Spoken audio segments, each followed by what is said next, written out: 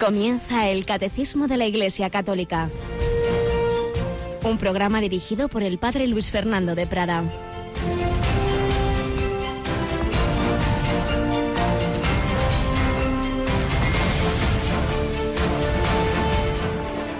Alabados sean Jesús, María y José. Muy buenos días, muy querida familia de Radio María, que estáis iniciando este día. Algunos quizá ya llevan algún tiempo levantados, trabajando incluso, otros lo estáis haciendo ahora, vais camino del trabajo, del estudio, o estáis en casa, o estáis también los enfermos, o las personas con algún tipo de dificultad en cama. Bueno, cada uno en las circunstancias en que la providencia le haya puesto. Hoy es un día muy particular para dar gracias a Dios, para pedir su ayuda, también para pedir su perdón, porque hoy son las témporas de acción de gracias. ¿Qué quiere esto decir? Bueno, es una memoria litúrgica con un origen en el mundo agrícola, cuando la mayor parte de las personas estaban en el campo, pues en esta época querían dar gracias a Dios por las cosechas recogidas en verano y pedir su ayuda para la siguiente temporada. Y lo que vivía el hombre del campo, pues con naturalidad, esa dependencia de Dios, ese tener que mirar al cielo, ese pedir al Señor un buen tiempo para las cosechas, pues hoy lo generaliza esta celebración litúrgica a todos los ámbitos de nuestra vida. Y es que el ser humano, lo sepa o no, o lo crea o no, no es nada ni nadie sin Dios, no somos nada sin aquel que nos sostiene en la existencia. Y eso debe plasmarse sobre todo en la oración, y particularmente la oración, por un lado, de petición: pedid y se os dará, todo lo necesitamos, todo debemos pedirlo. Por otro lado, de dar gracias. Eso de pedir y luego no dar gracias, pues no está nada bien. Petición, acción de gracias, y dentro de la petición también la petición de perdón, porque todos somos pecadores y siempre debemos dirigirnos a Dios desde la humildad, que es la verdad, y la verdad es nuestra pobreza, como el publicano de la parábola del fariseo y el publicano, que estaba ahí de rodillas y sin levantar la cabeza solo decía: oh Dios, ten compasión de este pecador. No con angustia, no con culpabilidad, sino con confianza, porque precisamente el Señor nos ha revelado que está deseando perdonarnos y que no ha venido por los justos, sino por los pecadores. Pero claro, para perdonarnos tenemos que pedir perdón, tenemos que vivir así. Pues esto se vive evidentemente en todo momento de la vida espiritual, en toda la liturgia, todo el año, pero de una manera particular, al menos un día, que pueden también desplegarse en tres, pero al menos hoy, 5 de octubre, las celebraciones, la celebración litúrgica de la Santa Misa, de la liturgia de las horas, etcétera, nos propone formularios que insisten en estas tres dimensiones: petición, petición de perdón y acción de gracias. Y así queremos vivir este día 5 de octubre. Tenemos hoy con nosotros a Yolanda Gómez. Buenos días, Yolanda. Muy buenos días, padre. Y también en estos primeros días de octubre va avanzando la nueva temporada. Si antes hablábamos de la temporada del campo, ¿verdad? Aquí nosotros sembramos a través de las ondas, nueva temporada de la programación de Radio María, que la presentábamos el sábado pasado y que cada día van apareciendo algún programa nuevo. Por ejemplo, hoy uno que no es que sea radicalmente nuevo, ¿verdad?, pero que ha cambiado de hora, ahora por la mañana, ¿verdad? Sí, a las 12:30, Perseguidos pero no olvidados, que lo realiza Josué Villalón, de Ayuda a la Iglesia Necesitada. Le hemos podido escuchar los viernes, una vez al mes, dentro de Iglesia Viva, que ahí se van turnando otros grupos como Manos Unidas, Cáritas, las obras misionales pontificias. Bueno, pues ahora digamos que Ayuda a la Iglesia Necesitada va a tener su propio horario los miércoles a las 12:30. Y es que además algo que Radio María quiere dar voz a los sin voz de una manera muy particular, a los cristianos perseguidos, que son el objetivo no único, pero sí principal de ayuda a la Iglesia necesitada. Esta ya benemérita institución, fundación pontificia, y entonces se les quedaba corto un día al mes para todo lo que hay que hablar y contar de esta realidad de la Iglesia perseguida, y con mucho gusto hemos visto que se podía hacer que tuvieran al menos un programa quincenal, 2 días al mes, y por eso lo hemos trasladado ahora a las 12:30. ¿Dónde teníamos esto? Es África, que se traslada a la noche del sábado al domingo, o del domingo al lunes. Lo tienes por ahí, Yolanda.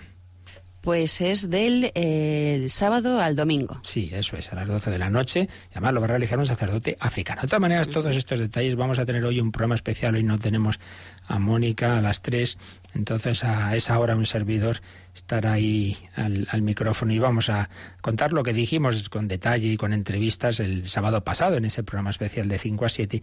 Pues hoy lo resumiremos, esos cambios de la programación, que la mayoría han sido por voluntarios que han dicho que no podían seguir. Entre ellos también tenemos hoy uno, el que queremos mucho y que tú conoces también hace 17 años, ¿verdad? Sí, Jesús López Mesas, pues que nos deleitaba con esa música del baúl de los recuerdos durante, pues cada 15 días, pero durante muchísimos años le hemos tenido aquí en diferentes programas, en un programa de clásica, en un programa de zarzuela, y luego pues el baúl de los recuerdos, que es el que más tiempo ha estado realizando. Bueno, pues nos dijo adiós, un hasta luego realmente, y ahora pues a las 11 de la noche los miércoles vamos a poder escuchar El hombre de hoy y Dios.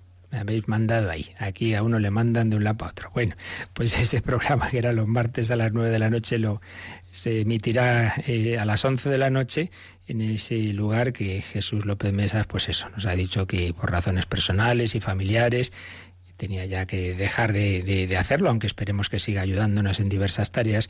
Y también se alternaba del año pasado con Enclave de Dios, de nuestro compañero Germán, que se retrasa una hora, a las 12 de la noche. Eso es. Podremos irnos recogiendo con música sagrada maravillosamente. Es la mejor manera de irnos a descansar con esa música que nos eleva al Señor. Bueno, a las 3, como digo, en un programa especial recordaremos los cambios, las novedades de la programación de este año. Pero vamos, porque teníamos pendiente una historia que dejamos ayer a medias, que ya alguna persona me ha escrito, bueno, a ver, siga contando, a ver cómo termina esa historia. Ya anticipo que es dolorosa, pero en clave de fe, pues es esperanzadora y nos enseña cómo Dios saca bien del mal. Pues vamos adelante con esta primera sección testimonial.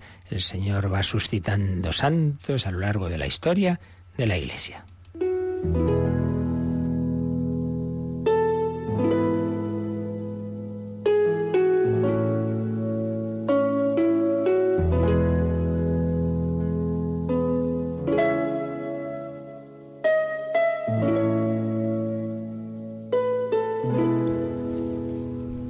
Pues recordaréis que ayer comenzábamos a contar esta historia que el padre José Julio Martínez publicó en su día, ya por el inicio de los años 80, había recibido el relato absolutamente histórico, pormenorizado desde la República Dominicana, donde diversas familias japonesas se habían emigrado allí, se habían instalado, y entre ellas una familia en la cual las dos hijas asistían a un colegio de religiosas y se convirtieron al cristianismo, pidieron el bautismo, hicieron la primera comunión, la confirmación, y una de ellas llamada, tomó de nombre cristiano María Trinidad. Pues realmente el Señor movió su corazón de una manera especialmente intensa y no se perdía su misa diaria. De hecho, este artículo del padre José Julio tenía por título esta frase que ella repetía mucho: mi misa yo no me la pierdo. Y de hecho, cuando empezó una nueva etapa en el colegio, con horas tempraneras, pues decidió: me levanto a las 5, ayudo en casa y para las 6 estoy en el colegio para ir a misa, porque mi misa yo no me la pierdo. Y llega un día en que María Trinidad va a descubrir a una religiosa con la que solía hablar el porqué o uno de los motivos principales de esa su perseverancia en la Santa Misa y en ofrecer diversos sacrificios unidos al sacrificio de Jesús, que se renueva en la Santa Misa. Y es que un domingo fue, por supuesto, primero a misa matutina, pero luego María Trinidad se va con sus amigas japonesas a disfrutar del campo por las orillas del río Himenoa, que invita a nadar en sus aguas limpias y mansas. María Trinidad es una excelente nadadora. Se encarama a uno de los árboles ribereños y no sabemos qué pasó exactamente. Se rompió una rama, cayó impreparada, el sitio tenía poca profundidad para amortiguar la caída. Lo cierto es que las amigas ven el cuerpo de María Trinidad medio sumergido, inmóvil, a merced del agua, como muerto. Gritan, se lanzan hacia él. Son buenas nadadoras, lo traen pronto a la orilla. Pero María Trinidad no reacciona. El golpe con las rocas del fondo le ha roto las vértebras cervicales. Sobrevienen horas de angustia. Es domingo. ¿Dónde encontrar un médico? ¿Cómo trasladarla al hospital? ¿Quién avisa a su madre? Cuando al fin consiguen que se le haga la primera cura de urgencia, el doctor dictamina: es caso perdido.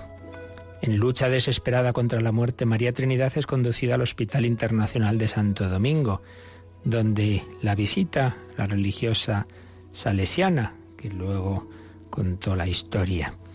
Corrí al hospital. El cuñado de María Trinidad, el bueno de Miguel, me condujo a la cabecera de nuestra alumna. ¡Qué cuadro de dolor, Dios mío! María Trinidad tenía colgando de sus negros cabellos un peso de 10 kilos para que el cuello no se encogiera y se ahogara.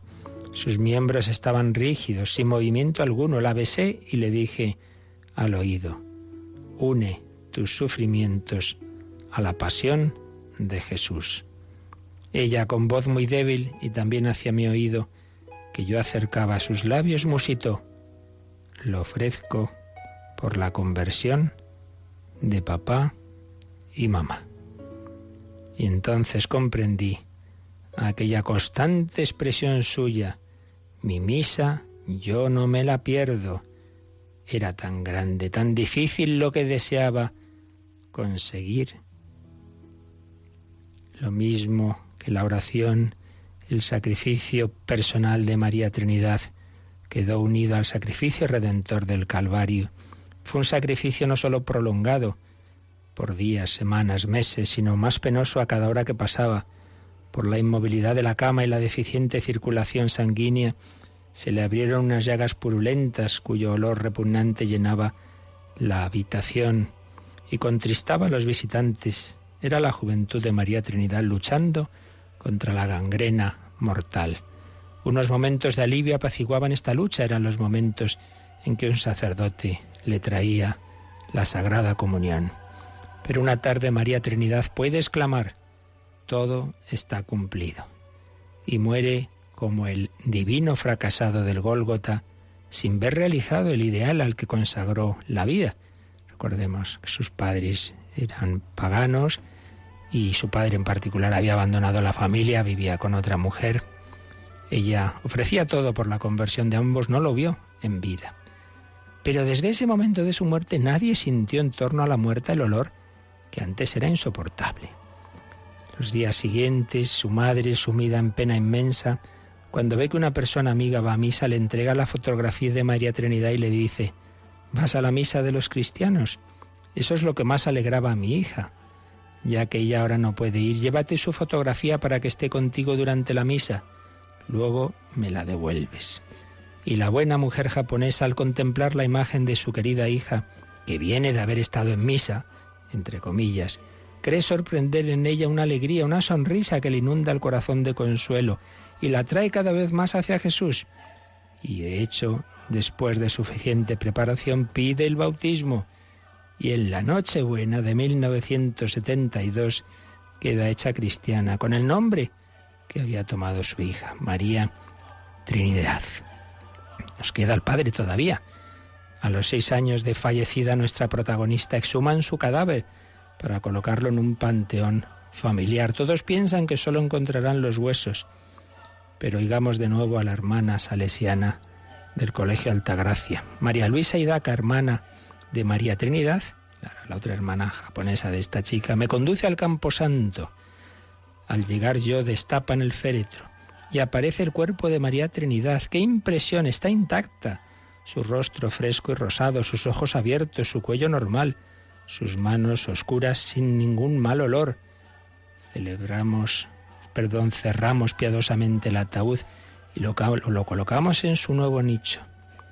María Trinidad no vio la eficacia de su sacrificio, pero la eficacia fue completa, porque después de convertida y bautizada la madre, el padre seguía lejos, con otra mujer, con otros hijos, pero en un momento tiene una especie de visión, se le aparece su hija, que le dice: papá, debes bautizarte. El hombre rechaza esa visión, pero ella insiste y apremia: papá, bautízate pronto. y al fin triunfa la gracia impetrada por María Trinidad con su oración, su misa diaria, su calvario sangriento en el hospital. El señor Hidaca, ya viejo y enfermo, vuelve a su mujer y sus hijos, les pide perdón sinceramente, les dice que quiere ser cristiano y debidamente instruido recibe el bautismo con el nombre de Juan y muere el 11 de agosto de 1979. El sacrificio de una chica joven, el sacrificio de una buena cristiana, cuyo cuerpo incorrupto exultará de gozo cuando a su lado coloquen el de su padre pródigo, por así decir, por cuya salvación había renovado muchas veces una ofrenda del más puro amor. Esta chica que decía, mi misa yo no me la pierdo, vivió la misa sangrienta de su accidente, de su dolor ofrecido por la conversión de papá y mamá. No lo vio en vida, lo vio después de muerta. Pues damos gracias a Dios de que suscita tantos santos no conocidos, ¿verdad? No sabíamos nada de esta chica. Pues cuántos casos habrá así, incluso pues con estos signos extraordinarios, el cuerpo incorrupto, esa aparición que hace a su padre, esa conversión que obtiene desde el cielo. Pedimos al Señor que nos ayude también a nosotros a seguir sus huellas, que nos ayude a seguir el camino de la santidad al que nos llama a todos.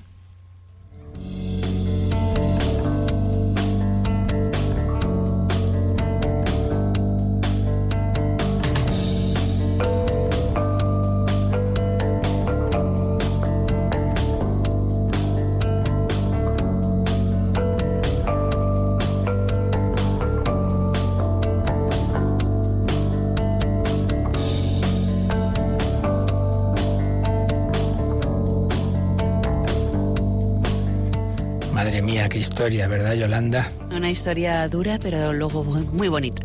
Es dura, en efecto, y es que el Señor, pues, ha creado un mundo en el que ha dejado el dolor generado por nuestro pecado, pero que Él lo ha convertido en instrumento de amor y de redención. El propio Hijo de Dios hecho hombre asumió la cruz y nos enseña a asumirla también nosotros y a convertir, pues, lo que en principio sería un desgraciado accidente, pues a la luz de la fe se convierte en colaboración con la redención de Cristo, lo que diría San Pablo en Colosenses, completo en mi cuerpo lo que falta la pasión de Cristo, sufriendo por la Iglesia, nuestros sufrimientos físicos o espirituales unidos al Señor Jesús, que cargó con la cruz, tienen esa virtualidad de colaborar a la redención del mundo. Por eso por la mañana, el ofrecimiento de obras, decimos con mis obras, oraciones, sufrimientos y alegrías.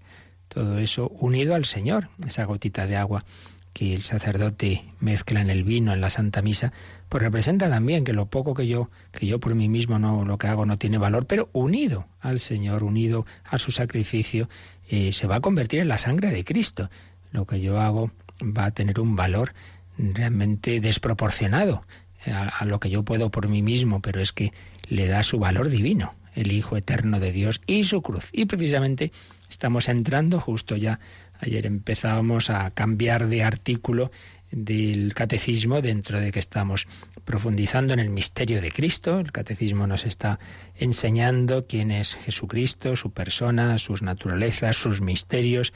Y después de haber terminado ayer el resumen de los misterios de la vida de la infancia, de la vida pública de Jesús y ya de la transfiguración y de la entrada en Jerusalén, entramos ya en este artículo del credo que profesamos así: Jesucristo padeció bajo el poder de Poncio Pilato, fue crucificado, muerto y sepultado. Entramos en esa fase central de la vida de Jesús, el misterio pascual.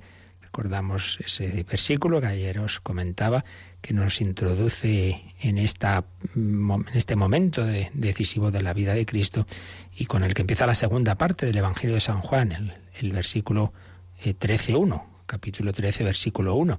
Habiendo amado Jesús a los suyos que estaban en el mundo, los amó hasta el extremo. Pues vamos a ir entrando poco a poco en ese amor extremo, en ese amor loco, en ese amor de pasión, diríamos un amor exagerado. No hacía falta, claro que no hacía falta que el Hijo de Dios nos salvara pues con toda lo que sufrió en la pasión. No, pero escogió ese camino. El por qué, pues ya se lo preguntaremos a él en la vida eterna, pero ya podemos intuir, y de hecho pues hay frases de Jesús que nos lo indican, que precisamente si lo que el Señor quiere es que nos unamos a Él libremente por amor, ¿qué suscita más el amor que el ver que una persona me quiere tanto, que sufre por mí, que ha muerto por mí? Yo cuando fuere elevado sobre la tierra, atraeré a todos hacia mí, dice Jesús. Cuando sea elevado en la cruz, desde ahí voy a traerlos por amor. Nadie tiene mayor amor que el que da la vida por sus amigos. En cualquier caso, es el camino que Jesús escogió y es el camino que estamos invitados a seguir. Por supuesto, un camino en el que no todo es cruz, no exageremos, pero en el que está presente la cruz. Tenemos que seguir a Cristo en todos los momentos. También hay momentos de Caná y momentos de multiplicación de los panes y momentos de pasarlo muy bien, pero también existen esos momentos de dificultad, de dolor, de sufrimiento físico, moral, espiritual, y ahí a mirar a Jesús y a unirnos con Él y a cargar con la cruz.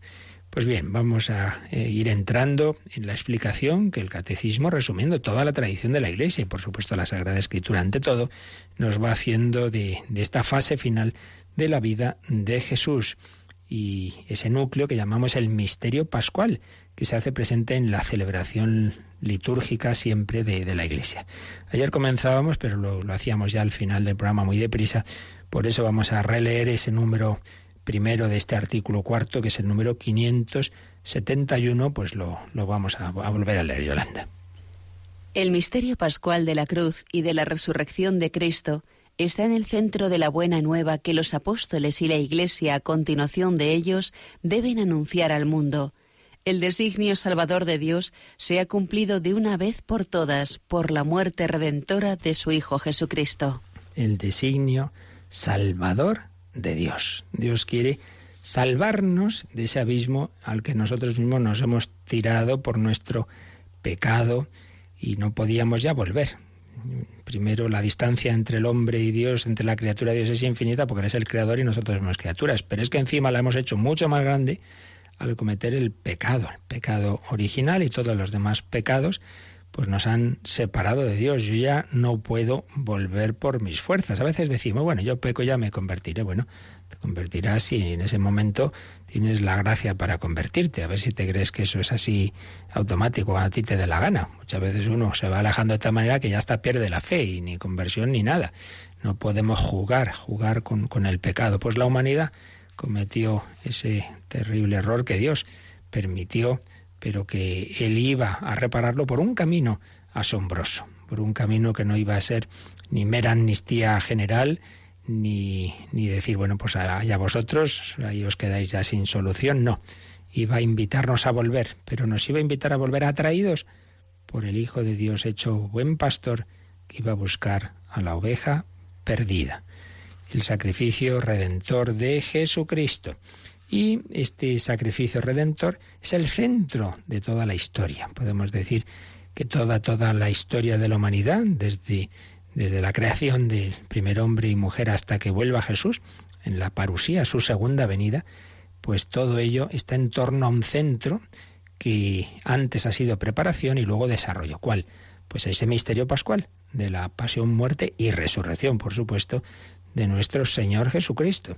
El centro de la historia está ahí en Jerusalén. Está ahí seguramente en el año 30, muy probablemente. El 30 de abril del año 30, 14 de abril, perdón, del año 30, según las mayores probabilidades, pero bueno, si no nos da igual, el año o el día exacto nos importa poco, pero bueno, más o menos en esa fecha, y se producen en esos días esa pasión, esa muerte el Viernes Santo y esa resurrección el domingo de Pascua. Todo lo que ha ocurrido antes es preparación, anticipo, profecía, y después es desarrollo, es celebración, es y comunicarnos a todos los frutos de ese misterio pascual, que eso es lo que nos desarrollaba el número que también leíamos ayer, que cita aquí el Catecismo ya de la tercera parte, de la segunda parte de la liturgia, el 1067. Ahí nos dice cómo ese misterio pascual, ese momento central, es lo más importante de la liturgia, particularmente de la Santa Misa. Vamos también a releerlo porque es muy importante para que nos demos cuenta de de lo importante de esa liturgia, de esa misa, que esa chica japonesa decía, yo mi misa no me la pierdo. Vamos a ver qué es lo que está de núcleo de esa celebración litúrgica. Cristo el Señor realizó esta obra de la redención humana y de la perfecta glorificación de Dios, preparada por las maravillas que Dios hizo en el pueblo de la antigua alianza, principalmente por el misterio pascual de su bienaventurada pasión, de su resurrección de entre los muertos y de su gloriosa ascensión. Por este misterio, con su muerte destruyó nuestra muerte y con su resurrección restauró nuestra vida. Pues del costado de Cristo dormido en la cruz nació el sacramento admirable de toda la Iglesia. Por eso, en la liturgia, la Iglesia celebra principalmente el misterio pascual por el que Cristo realizó la obra de nuestra salvación. Es un número que prácticamente todo él es una cita de la Constitución Sacrosanctum Concilium, que fue el primer documento que aprobó el Vaticano II, que es el documento que se refiere a la liturgia, Sacrosanctum Concilium, número 5. Entonces, cosas que podemos aquí destacar. Por un lado, que la obra de la redención humana a la vez es la obra de la perfecta glorificación de Dios. Todo es para gloria de Dios. El hombre está llamado a dar gloria a Dios, pues bien, el hombre Cristo Jesús, Hijo de Dios, la persona divina hecha hombre, es el que glorifica a Dios, esa humanidad, esa acción libre de Jesús, esa su vida humana ofrecida al Padre, y muy particularmente en ese momento de máxima entrega y amor que es la pasión.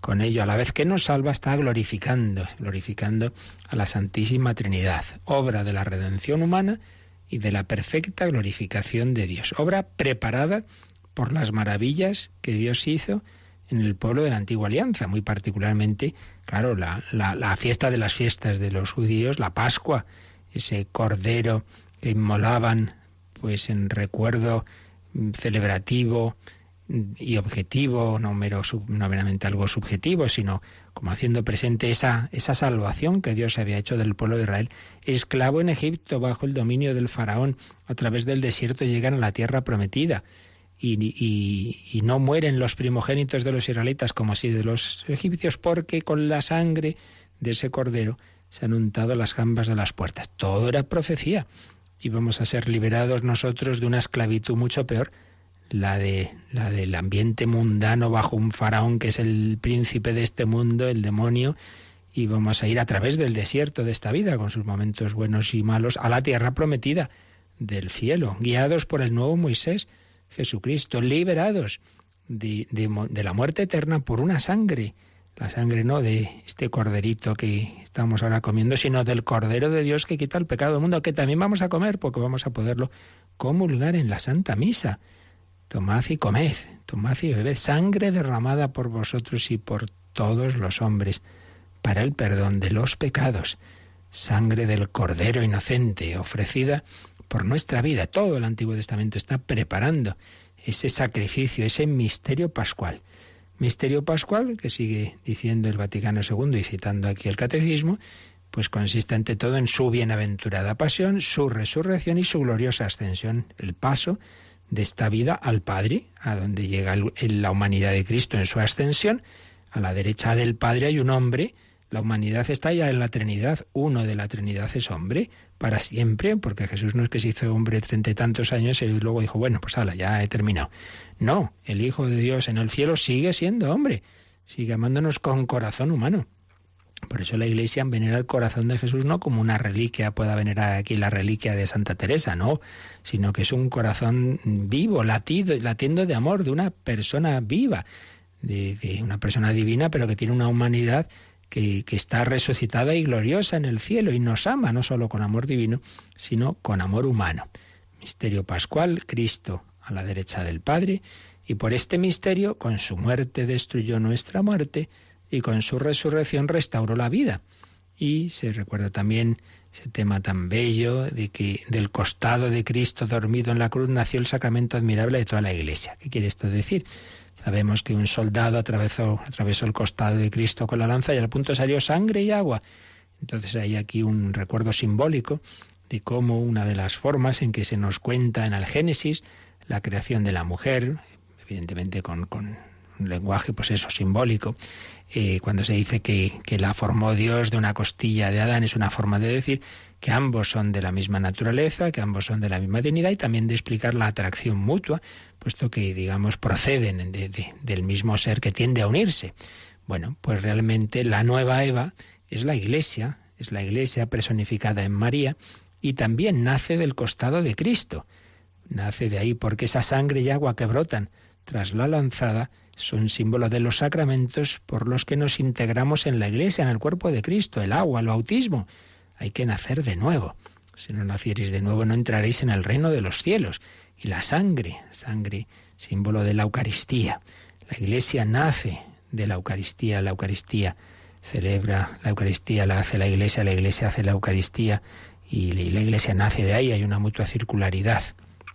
Por eso, termina este número, 1067, en la liturgia la Iglesia celebra principalmente el misterio pascual, por el que Cristo realizó la obra de nuestra salvación.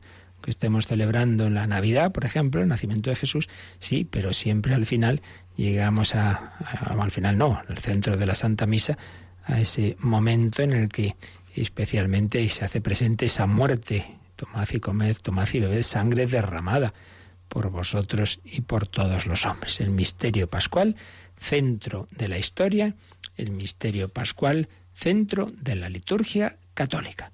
Pues este es el primer número, el 571, que el Catecismo dedica a empezar a entrar en la explicación de esta fase decisiva de la vida de Jesús. Vamos a darle gracias al Señor. Él es el esposo que ha querido enamorar a la esposa, que nos quiere llevar con él.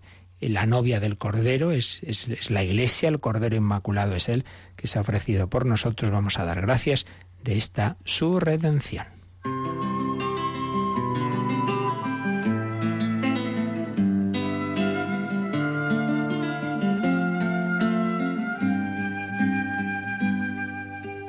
Yo me lanzaré desde los cielos para rescatar a mi amada, dice el Señor, para salvar a mi amada de ser atravesada por la lanza de muerte del acusado. Mi amada me había abandonado, me había rechazado y se había marchado de infidelidad.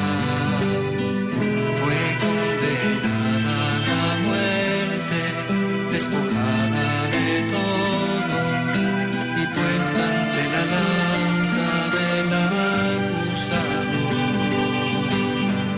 Yo me lancé desde los cielos y me encarné en el seno de una virgen mujer, y al llegar la plenitud de los tiempos entregué mi cuerpo y sangre para salvar a mi amada.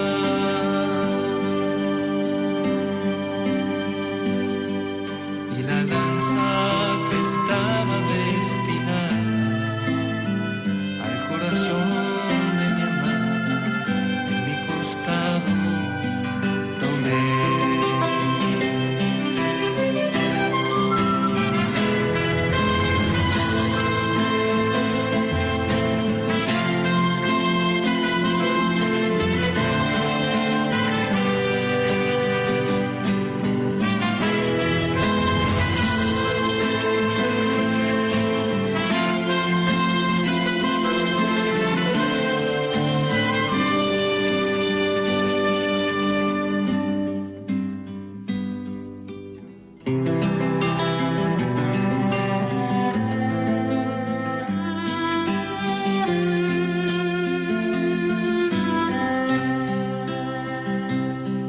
Y la lanza que estaba destinada al corazón de mi amada, en mi costado tomé.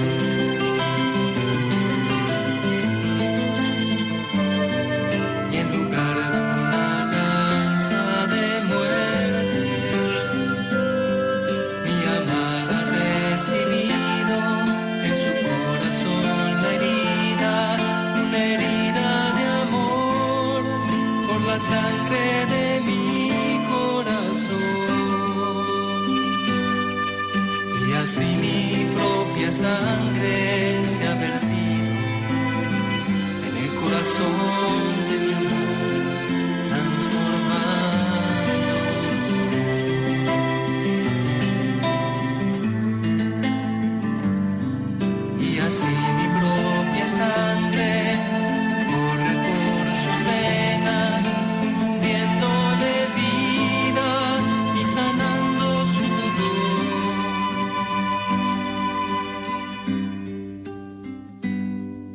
por más que estuvo desnuda y humillada, manchada y condenada.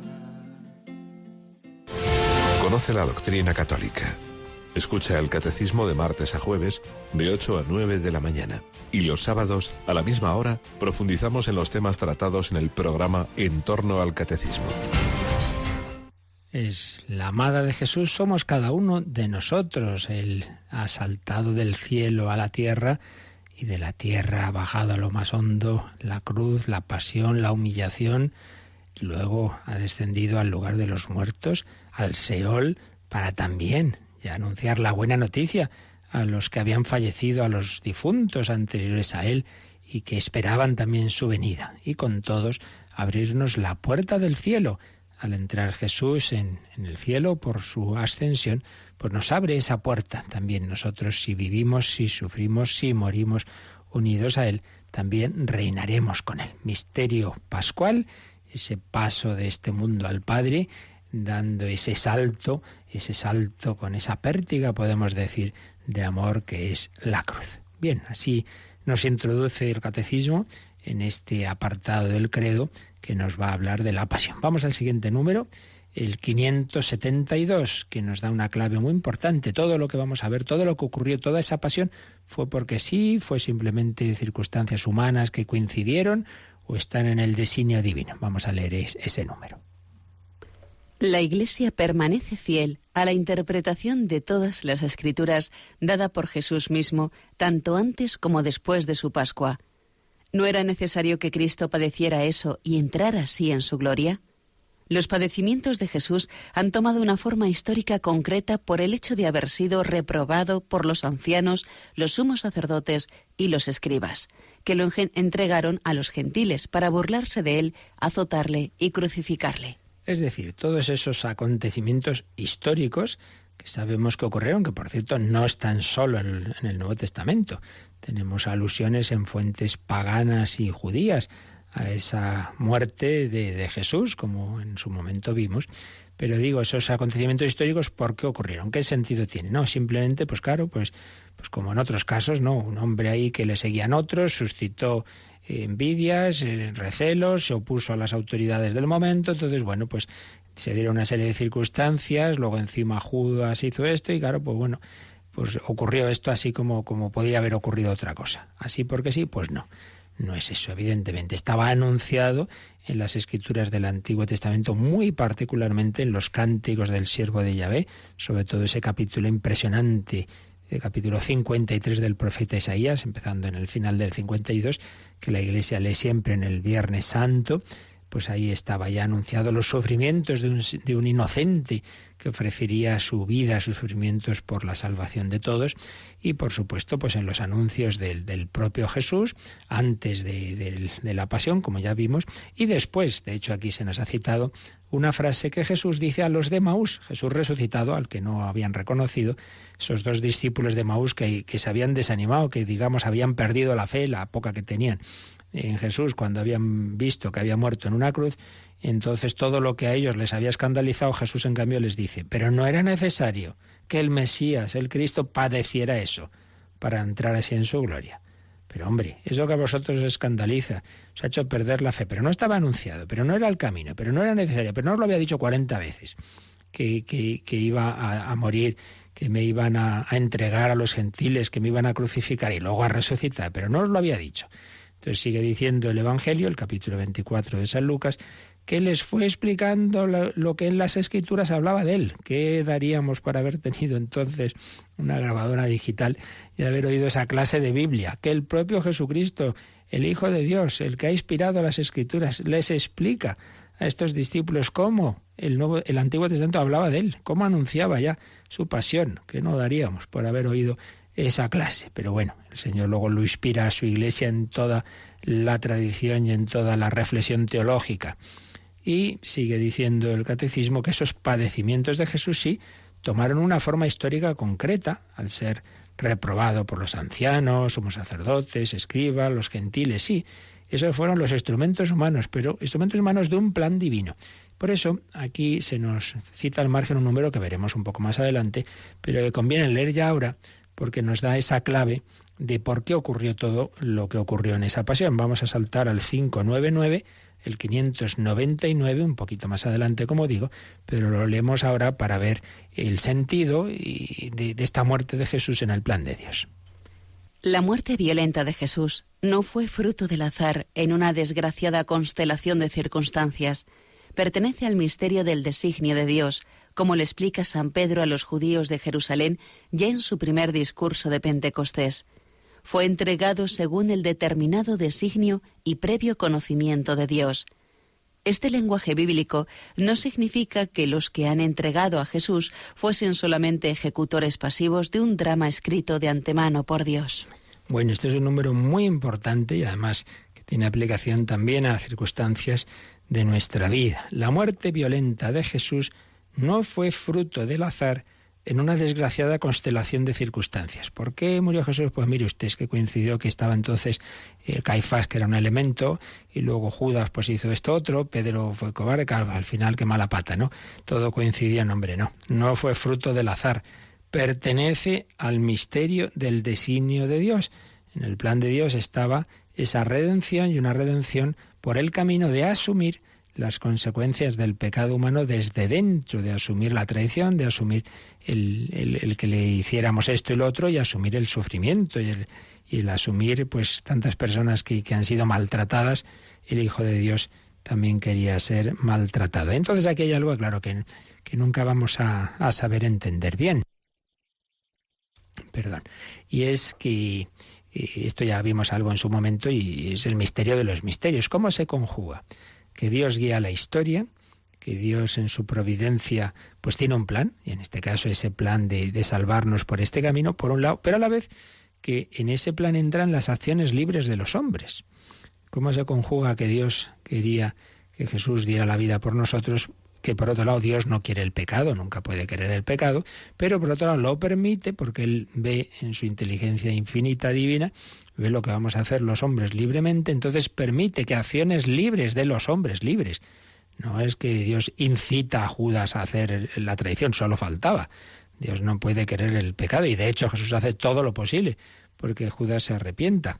Pero no, digamos, deja que la libertad de Judas, de Pilato, etcétera, actúe mal y siendo libres, no siendo, como aquí dice, ejecutores pasivos de un drama escrito de antemano por Dios. Hay alguna obra por ahí, recuerdo, por ejemplo, la película Jesucristo Superstar, en que parece como si Judas en el fondo dijera, no, si yo no quería hacerlo, pero es que es lo que me toca. Hombre, como si eso, como está escrito ya, está profetizado, te toca a ti hacer de malo y tú no eres libre. No, eso es una barbaridad. Dios nunca quiere que nadie haga ningún pecado, solo faltaba.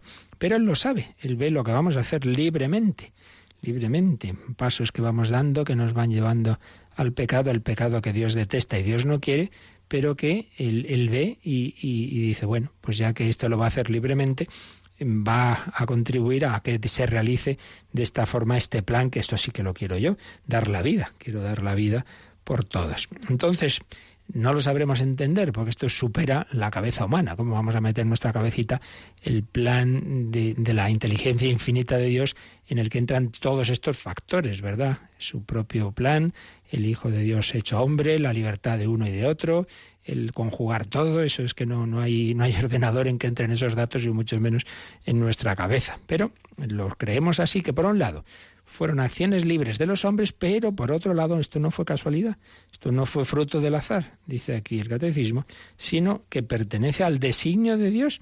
Y por eso San Pedro en su primer discurso público, después de el mismo día de Pentecostés, les dice al pueblo que Jesús fue entregado según el determinado designio y previo conocimiento de Dios. Esto no ha sido casual, no, estaba en el plan de Dios. Pero repetimos que no por ser un plan de Dios quiere decir que los que actuaron como Pilato, como Caifás o como Judas fueran ejecutores pasivos, como que no hubieran tenido libertad y fueran marionetas o actores a los que el director les dice, oye, te toca hacer esto. No, lo hicieron libremente. Aplicación a nuestra vida. Pues ha ocurrido no sé qué evento trágico. Pues una persona iba conduciendo mal y he atropellado a mi hijo. ¿Dios quería directamente eso? Hombre, no. Dios no quiere que una persona conduzca mal, Dios no quiere ese pecado, Dios no quiere en sí mismo eso. Pero es verdad que una vez que Dios que lo ve y lo permite, podemos decir, bueno, pues acepto la voluntad de Dios, porque al menos lo ha permitido, podría haberlo evitado. Si lo ha permitido es porque Él, en su providencia, en su inteligencia infinita, ve que hay, a pesar de la apariencia, ahí hay unos bienes que nosotros quizá no veamos en ese momento, muchas veces los vemos después, ¿verdad? Ven unos bienes que Él saca de todo eso. Bueno, la historia que hemos contado hoy, ¿no? En sí mismo es triste que esa chica joven pues se quede parapléjica, que tenga sus sufrimientos, pero más importante que ese cuerpo, que a fin de cuentas, antes o después, también iba a envejecer, etcétera, es que ofreciera su vida, que se santificara, que fuera en poco tiempo de pagana se hiciera una santa, hasta con el cuerpo incorrupto, y que encima, uniendo ese sacrificio, ese dolor al sacrificio de Cristo, pues tuviera una eficacia especial de atraer gracias de conversión sobre sus padres. Pues al final eso resulta mucho mejor que el que esa chica, pues bueno, hubiera llevado una vida normal, pero no se hubiera santificado y hubiera sido esa colaboradora tan extraordinaria en el plan de Dios. No podemos apurar la interpretación de las cosas, aquí siempre entra el misterio, pero el pueblo cristiano sencillo siempre ha dicho al final, no, bueno, pues el Señor así lo ha permitido, el Señor así lo ha querido, bendito sea Dios, no con mera resignación de, bueno, no hay más remedio que aguantarse, ¿no? Sino decir, mira, Señor, tú sabes más que yo me fío de ti. Y es que siempre hay que mirar a Jesús. Es decir, si Él asumió tanto dolor, tanto sufrimiento con la cruz, y al final todo va a terminar en la victoria, pues tenemos que ver siempre detrás de todo sufrimiento propio o ajeno, o cercano o lejano, tenemos que ver ese misterio pascual.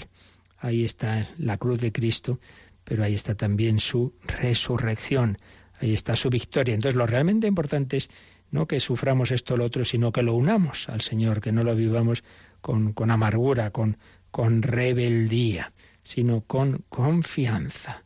No era necesario que el Mesías padeciera eso para entrar así en su gloria. Pues pensemos que también el Señor nos lo dice a nosotros cuando nos llegan esas circunstancias difíciles. Hijo mío, no era necesario que pasaras por aquello. Pues yo creo que cuando miramos hacia atrás, y a mí me pasa, momentos difíciles de la vida, que uno en ese momento estaba diciendo, Dios mío, Dios me ha abandonado o tal, y luego uno dice, pues fíjate, me vino bien, aprendí, maduré, me hizo más comprensivo, se purificó mi fe, se purificó la vocación. Momentos de dificultad, pues luego muchas veces ya vemos, ya incluso en esta vida, sus frutos, que no será pues ya a la luz de Dios en la eternidad, cuando nos daremos cuenta de que cosas que nos han parecido muy malas, pues fueron buenas, y viceversa. A lo mejor cuando nos iba muy bien, pues eso nos apartó de Dios y vivimos en plan superficial. ¿Cuántas personas les ha venido bien pues una enfermedad, una ruina, un problema, para hacerse más profundas, porque vivían en la inconsciencia, vivían en la superficialidad, vivían pensando que aquí todo es vivir para la pasarela.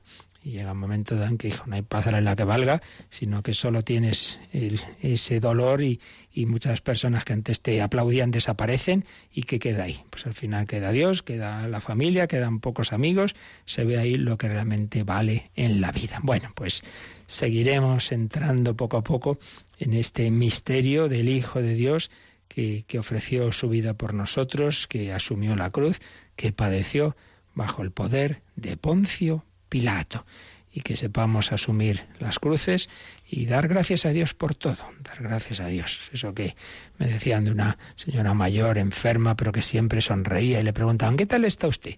Y sonriendo decía, mal, gracias a Dios, mal, gracias a Dios. Pues no está mal, ¿qué os parece? Que cuando nos estemos pasando mal sonriamos y digamos, pues sí, estoy mal, pero gracias a Dios, porque Dios sabe lo que nos conviene. Pues le pedimos al Señor esa fe, esa esperanza, ese amor, lo meditamos todo esto un poquito, y el que quiera también puede hacer sus consultas por correo o por teléfono, como ahora nos recuerdan. Participa en el programa con tus preguntas y dudas. Llama al 91 153 8550. También puedes hacerlo escribiendo al mail catecismo@radiomaria.es. catecismo@radiomaria.es.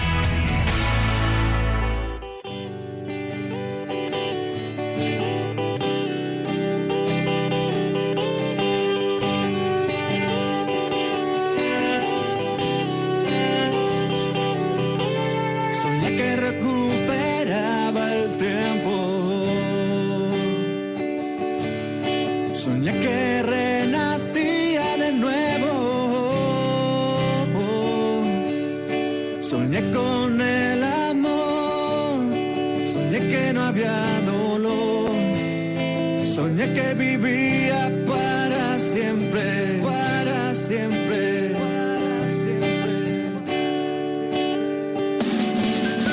Jesús se coló en mi sueño y no lo sabía. Soñaba él también conmigo y no lo conocía. Su espíritu derramó, llenó mi corazón. Mi mente despertó porque Jesús era mi sueño. Mi sueño Jesús, mi sueño Jesús, mi sueño Jesús era mi sueño.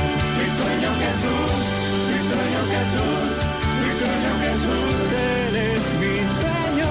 Mi sueño Jesús, mi sueño Jesús, mi sueño Jesús era mi sueño.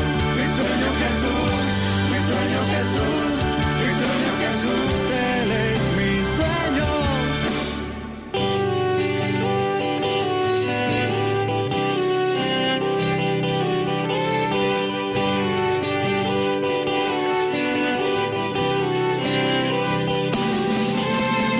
Que recuperaba el tiempo,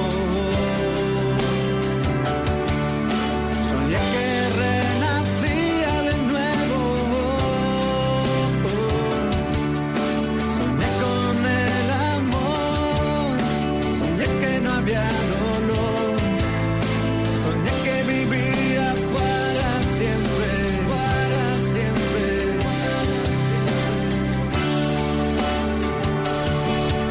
Jesús se coló en mi sueño y no lo sabía.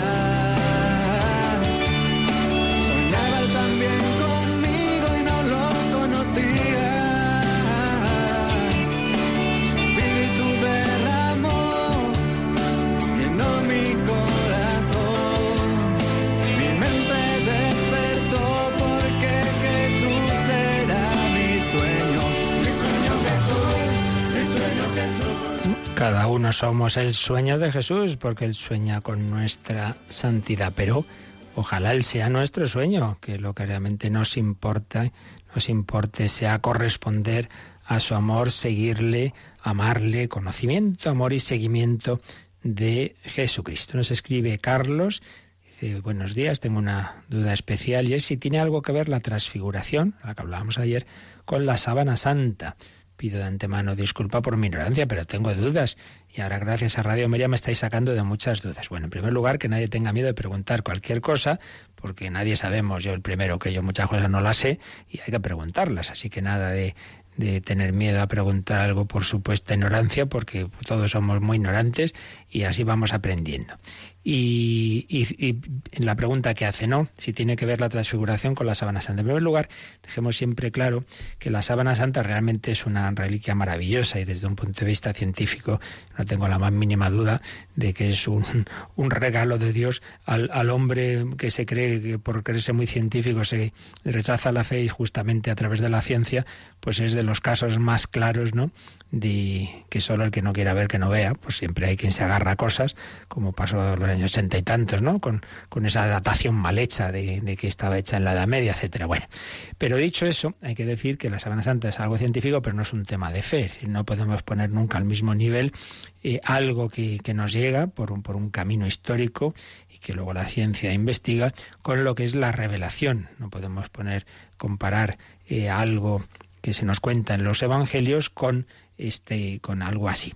Ahora, dicho eso, bien la pregunta. Bueno, ¿y cómo se formó esa imagen en la Sábana Santa? Hay diversas explicaciones, que ninguna es satisfactoria, porque realmente es asombroso y milagroso, como pasa con la tilma de la Virgen de Guadalupe, que nadie sabe explicar cómo se ha formado esa imagen. Entonces hay quien dice, bueno, pues a lo mejor fue justo en el momento en que Jesús resucitaba, como que da un flash ese cuerpo al empezarse a iluminar, y queda la fotografía de cómo estaba tras la pasión, ¿no? Bueno, es una teoría, hay quien defendió eso, pero hay quien piensa que no. Entonces, en ese sentido podría parecer algo así como con la transfiguración, en el sentido de que ese cuerpo de Jesús se iluminó en el monte Tabor, que a lo mejor pudo ocurrir algo así. Bueno, pudiera ser, pero en principio no veo relación entre la transfiguración y la sábana santa. La transfiguración ocurre en vida de Jesús, es ese momento en que ese cuerpo pues recibe, como manifiesta hacia afuera esa luz de su divinidad, y en cambio la sábana santa es la que envuelve el cuerpo de Cristo cuando ya es un cadáver. Luego, por qué se ha formado esa imagen tan asombrosa, eso, repito, pues es un tema científico que no está nada claro, pero en principio yo no veo relación con la transfiguración, como no fuera algo que tuviera algo que ver con que hubo un momento de glorificación de ese cuerpo que está en la sábana, y entonces se forma esa especie de fotografía, pues, y que algo así pudo ser algo parecido a lo que ocurrió en la transfiguración. Muy bien, no tengas reparo, Carlos, ni cualquiera, en preguntar lo que sea. Pues pedimos al Señor lo que realmente tenemos que hacer es, y más hoy, hemos dicho, un día de témporas, pedid y se os dará, dar gracias, y siempre con espíritu humilde de pedir perdón de nuestros pecados. Y os recuerdo que en el nuevo horario y de la nueva programación, un servidor pues empieza casi el día y lo termina también casi, porque a las 11 de la noche tendremos El hombre de hoy y Dios, con un tema precioso. Empezamos a tratar en este curso la esperanza. Pues esta noche os espero a las 11 para hablar de esa realidad tan bella que en el fondo nos da la Virgen como vida, dulzura y esperanza nuestra, y por su mediación pedimos la bendición de Dios Todopoderoso, Padre, Hijo y Espíritu Santo, descienda sobre vosotros. Alabado sea Jesucristo.